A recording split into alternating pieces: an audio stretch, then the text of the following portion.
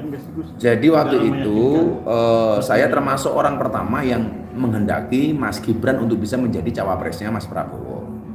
Cuman persoalannya waktu itu keluarga Pak Jokowi, baik Pak Jokowi maupun Bu Iriana dan keluarga besar Solo itu tidak mau kalau Mas Gibran jadi cawapresnya. Sehingga ketika ulang tahun di pondok, Mas Prabowo bilang sama saya, "So, kalau Gus siapa?" Karena waktu itu yang di-endorse sama Pak Jokowi salah satunya adalah Mas Erick Thohir. Sementara analisanya Mas Erick itu agak lemah di Jawa Timur. Sementara kita membutuhkan kemenangan di Jawa Timur. Sehingga kalau dipaksakan khawatir di Jawa Timur kita kalah. Saya bilang sama Mas Prabowo, Mas Gibran, Mas. Lah sama Gus. Tapi saya sudah minta 4 kali kepada Pak Jokowi menghadap supaya Mas Gibran dikasih, nggak dikasih. Ini menunjukkan bahwa nggak ada ambisi keluarga Jokowi dan Bu Iriana untuk menjadikan Mas Gibran sebagai cawapres. Kemudian beliau bilang, bisa nggak Gus minta menghadap Pak Jokowi supaya merelakan Mas Gibran untuk diajak menjadi pendamping Mas Prabowo. Oke Mas, saya akan usahakan. Sehingga waktu itu Pak Jokowi pulang kunjungan kerja dari Cina kalau nggak salah, saya menghadap di Istana Bogor. Mas, bla bla bla bla bla bla. Ketika kalau Gus maunya siapa?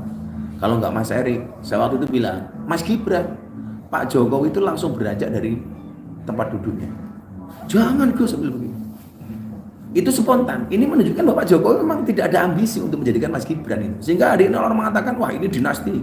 Pak Jokowi harus mewariskan tahtanya untuk anaknya. Enggak. Sambil ngomong ngalor ngidul, kemudian Pak Jokowi bilang, Mas Prabowo udah minta sama saya 4 kali Gus. Tapi saya nggak setuju. Apalagi proses MK seperti itu, saya nggak mau kemudian intervensi MK. Kalau ibu gimana Pak? Pak Prabowo minta ketemu Bu Iriana, saya juga tidak kasih izin.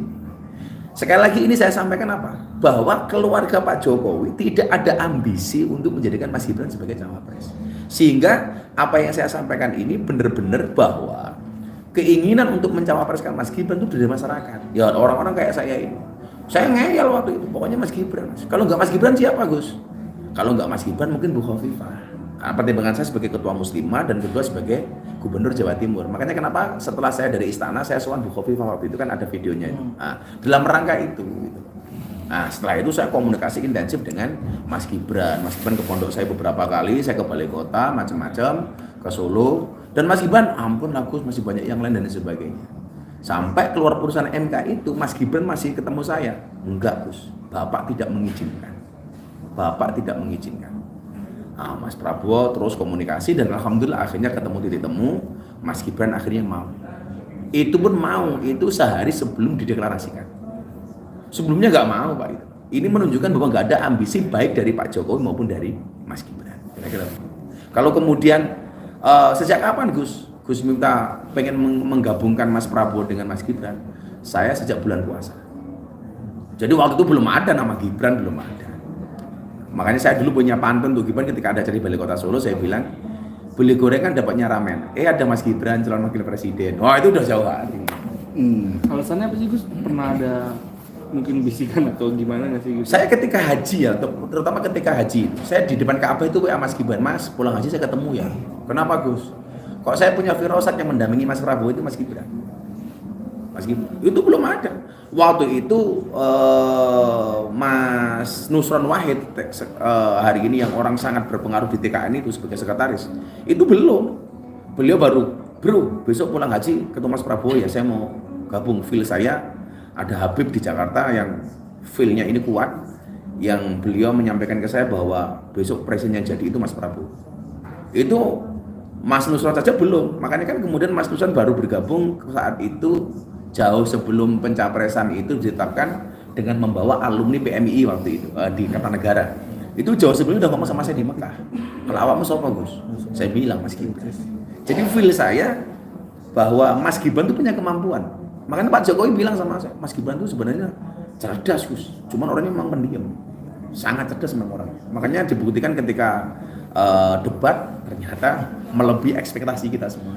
Terus nama Prabowo dan Mas Gibran itu pernah dibawa ke kiai-kiai sepuh di RI nggak sih Gus? Nah, kalau melihat ceramahnya Gus Kausar di Solo, Gus Kausar kan mengatakan acara di rumah ibunya Pak Jokowi, istighosa itu, Gus Miftah adalah orang pertama yang meyakinkan kiai-kiai sepuh bahwa Mas Gibran itu layak mendampingi Mas Prabowo. Coba dicek di YouTube atau di TikTok, itu ada kalimat itu. Gus Miftah adalah orang pertama yang meyakinkan kiai-kiai sepuh bahwa anaknya Pak Jokowi namanya Mas Gibran itu layak mendampingi Mas Prabowo. Makanya kayak sepuh yang orang lain nggak diterima, saya diterima. Saya diterima dengan baik ke Kiai Rofi'i di Pamekasan. Saya diterima dengan baik di Kiai Sidogiri Yai Fuad. Ini santrinya 25.000. Saya diterima dengan baik oleh Kiai sepuh di Mojokerto namanya Kiai Husin Ilyas. Saya diterima dengan baik oleh Kiai Huda Jazuli, bapaknya Gus Kausar. Bahkan beliau mengatakan Gus Miftah saya wakafkan untuk membantu Mas Prabowo. Yang membawa nama Mas Gibran kepada Kiai sepuh ini yang pertama kali saya, termasuk ke Habib Lutfi. Bah, ini yang paling layak untuk mendampingi Mas Prabowo adalah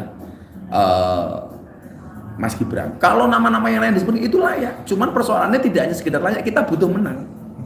Untuk apa nama yang disebut layak tapi nggak menang? Yang kita butuhkan adalah layak dan berpotensi menang. Dan ketika berbicara kelayakan dan berpotensi menang, itu Mas Gibran. Dan ternyata kan terbukti. Bahkan lebih ekspektasi kita. Kita cuman waktu itu ngitungnya cuma 53-54, ternyata lebih. Artinya feel kita benar bahwa Mas Gibran ini layak mendampingi Mas Prabowo. Artinya punya kemampuan, punya kapasitas, tapi dia juga punya potensi menang. Dan ternyata terbukti. Jadi soal kewalian Gus Dur, Gus. Saat ini terbukti kan. Makanya kan dari awal saya bilang, salah satu alasan saya mendukung Prabowo karena Gus Dur mengatakan Prabowo orang paling ikhlas, kemudian Gus Dur mengatakan Prabowo akan jadi presiden di usia tua. Walaupun itu ditolak sama anaknya sendiri, sama Mbak Yeni umpamanya, yang mengatakan keluarga tidak pernah mendengar kalimat itu. Tapi saya banyak kiai-kiai yang kemudian menyampaikan itu dan saya percaya. Makanya kemudian tugas kita sebagai santri adalah menjaga marwahnya Gus Dur, bahwa yang disampaikan Gus Dur itu benar. Sehingga kalau ini benar, gak ada yang meragukan kewalian Gus Dur. Dan ternyata benar. Gitu. Sehingga saya menghormati pihak keluarga yang kemarin karena faktor pemilu, faktor politik, yang mengatakan Gus Dur tidak pernah mengatakan itu atau tidak pernah mendengar kalimat itu. Tapi saya meyakini kalimat itu ada dari Gus Dur. Karena kiai-kiai yang selama ini dekat dengan Gus Dur banyak yang mengatakan itu. Tapi saat ini masyarakat jangan sampai meragukan lagi kualitas. Artinya hari ini dengan jumenengnya Mas Prabowo sebagai presiden tinggal nunggu waktu ini berarti apa yang disampaikan Gus Dur itu semuanya benar. Artinya kita tidak boleh meragukan kewalian seorang Gus Dur. Itu bagi saya lebih penting.